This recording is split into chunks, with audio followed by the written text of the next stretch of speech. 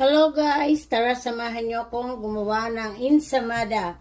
Naglagay na po ako dito ng warm milk at 1 tablespoon yeast and 1 cup sugar. So, lalagyan po natin ng isang itlog at harina.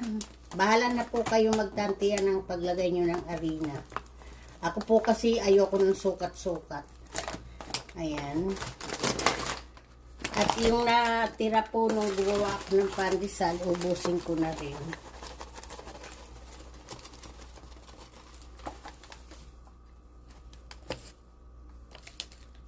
Salt, melted butter, at i-mix na po natin siya, guys.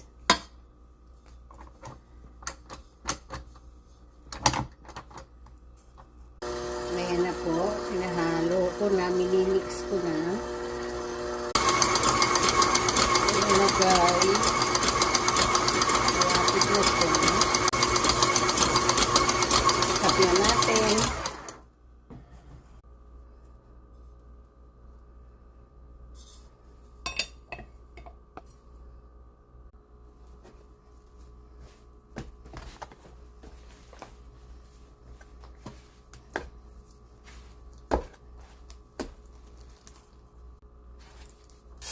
Sprayan lang po natin siya ng oil.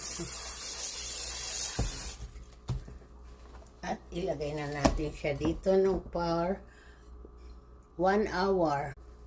So, takpan natin. Ilagay natin siya sa warm place. Eto na po. So, bibilugin na lang po natin siya.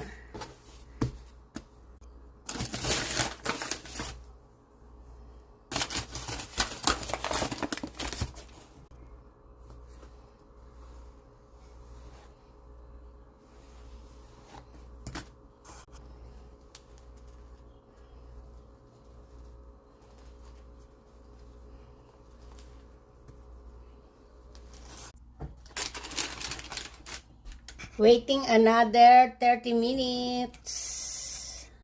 So, ilagay na natin sa oven 25 minutes. Sugar and margarine para ilagay sa top. Eto na, luto na.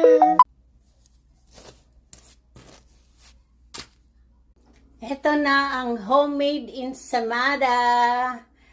Tara, samahan nyo akong kumain.